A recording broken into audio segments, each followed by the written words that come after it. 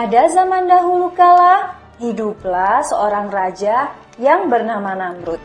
Dia adalah raja kota Babilonia yang sangat zalim dan sombong pada zamannya. Dia mendengar kabar-kabar masa depan dalam mimpinya. Pada suatu hari, dia mengumpulkan seluruh peramal di dalam kerajaannya untuk meramalkan masa depan yang dia lihat di mimpinya. Para peramal merasa sangat ketakutan untuk menyampaikan kebenaran ini kepada Namrud. Dan juga mereka tahu apabila mereka menyembunyikan sesuatu dari Raja Namrud, mereka akan mendapatkan hukuman yang berat darinya. Azar dengan perasaan takut maju ke depan dan berkata, Wahai Namrud, sebenarnya mungkin juga ini tidak akan terjadi. Tapi ramalan masa depan menyampaikan bahwa dalam waktu dekat ini akan lahir seorang anak yang nantinya akan menghancurkan kerajaan Namrud. Dia akan membawa agama baru yang mana agama ini akan menarik masyarakat untuk mengikutinya. Namrud sangat marah dan berteriak sangat keras. Dia dengan ketakutannya akan hilangnya kekuasaannya memerintahkan kepada prajuritnya untuk membunuh setiap bayi laki-laki yang lahir di kota tersebut.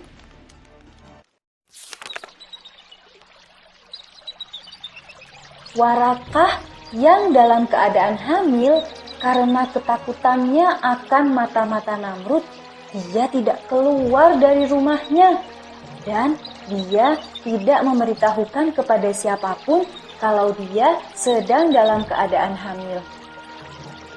Ketika hari kelahiran bayinya sudah dekat, Warakah pergi meninggalkan kota dan dia melahirkan anaknya yaitu Ibrahim di dalam gua.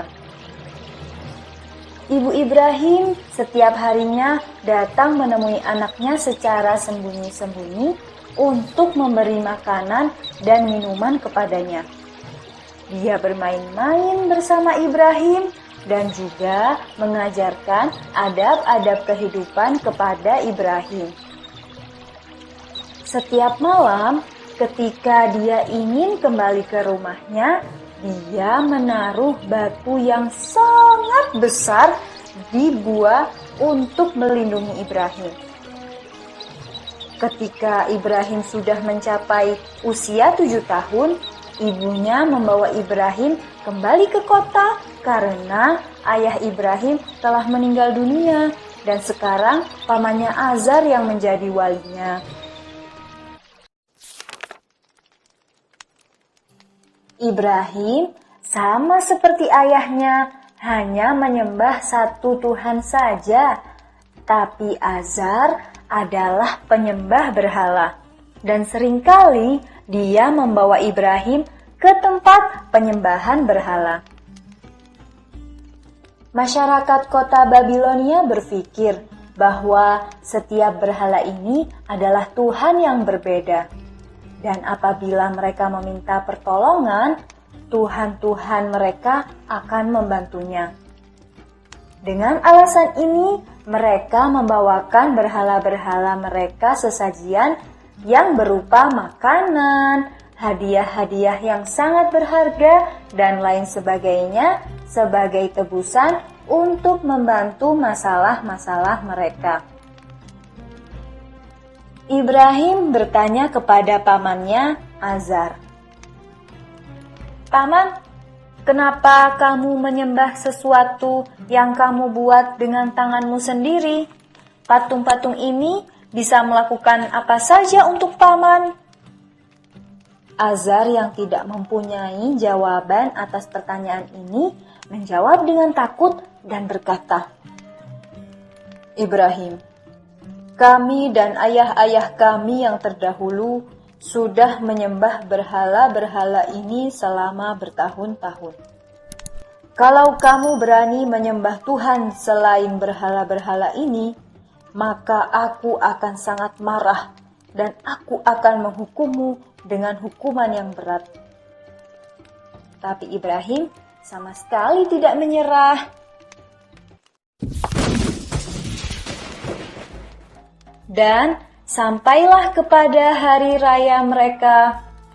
Masyarakat kota Babylon merayakan hari ini dengan pergi ke gunung yang berada di luar kota. Ibrahim pergi ke tempat penyembahan berhala dan dengan perasaan jengkel berkata kepada berhala-berhala tersebut, "Kenapa kalian tidak berbicara? Kenapa kalian tidak melindungi kami semua?" Berhala-berhala sama sekali tidak menjawab. Ibrahim ingin membangunkan pemikiran masyarakat Babilonia yang telah lama tidur untuk bisa memahami siapa yang seharusnya mereka sembah. Dia dengan palu besarnya menghancurkan semua berhala, kecuali berhala yang paling besar.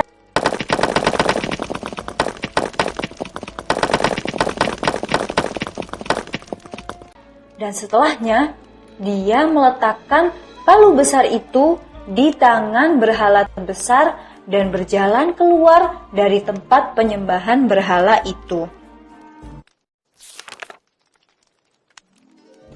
Masyarakat Babilonia kembali ke kota mereka. Dan setelah melihat berhala-berhala mereka hancur, mereka menangkap Ibrahim dan membawanya ke hadapan Namrud. Seorang laki-laki sangat marah dan berkata, "Wahai Namrud, saya sangat yakin yang menghancurkan berhala-berhala kami adalah Ibrahim. Dia tidak menyukai berhala kami. Hari ini pun dia tidak mengikuti hari raya dan tetap tinggal di dalam kota." Ibrahim berkata, "Palu ada di tangan patung besar itu. Mungkin dialah pelakunya." Masyarakat mengetahui kalau patung-patung tersebut tidak dapat berbicara apalagi bergerak, dan mereka tahu kalau Ibrahim berkata benar. Tapi karena mereka keras kepala, mereka tetap meminta Namrud untuk menghukum Ibrahim dengan hukuman yang paling berat. Namrud memerintahkan Ibrahim untuk dibakar hidup-hidup untuk memberitahukan kepada yang lain bahwa mereka tidak boleh memperlakukan berhala-berhala mereka dengan buruk. Api yang sangat besar telah disiapkan. Saking besarnya api tersebut, tidak ada satu orang pun yang berani mendekatinya. Para prajurit berdiri agak jauh dari tumpukan kayu bakar. Dan dengan ketapel yang besar, mereka memasukkan Ibrahim ke dalamnya. Namrud duduk di atas tahta besar untuk menyaksikan hukuman atas Ibrahim. Masyarakat kota Babilonia pun datang untuk menyaksikan hukuman tersebut. Ibrahim duduk dengan tenang di dalam ketapel besar, dan dia sudah sangat siap untuk dilemparkan ke dalam api. Dengan tenang dia menutup kedua matanya dan berdoa, "Wahai Tuhanku yang satu, dan aku tidak membutuhkan yang lain. Aku bertawakal dan percaya kepadamu. Berhala-berhala itu telah kuhancurkan, dan sekarang pun aku meminta pertolonganmu untuk menyelamatkanku dari api ini."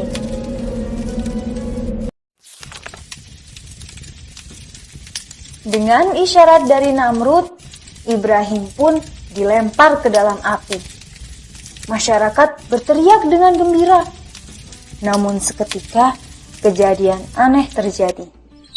Dengan perintah dari Allah Subhanahu wa Ta'ala, api besar tersebut berubah menjadi taman. Taman yang indah, yang penuh dengan bunga-bunga yang bermekaran. Teriakan gembira masyarakat Babilonia pun hilang seketika.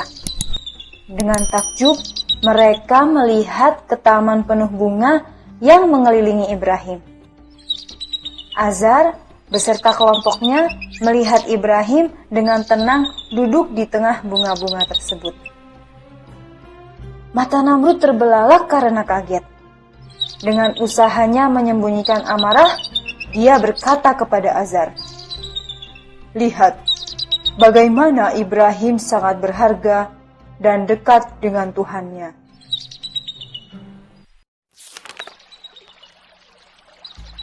Masyarakat yang masih dalam keadaan takjub, mereka pun bertanya-tanya, bagaimana Tuhan Ibrahim melindungi hambanya dan tidak membiarkannya sendirian berada di dalam api yang panas. Bukan hanya itu, bahkan api yang besar itu pun diubahnya menjadi dingin. Orang-orang yang berada di sekitar Ibrahim pun berkumpul dan bertanya kepada Ibrahim tentang Tuhannya. Mereka kemudian berbicara satu sama lain. Jadi, Tuhannya Ibrahim adalah Tuhan yang menciptakan langit, bumi, dan manusia-manusia yang ada di bumi ini.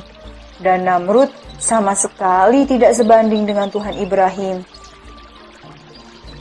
Sebagian dari masyarakat dengan gembira menerima agama Ibrahim, dan mereka pun mulai menyembah Allah Subhanahu wa Ta'ala.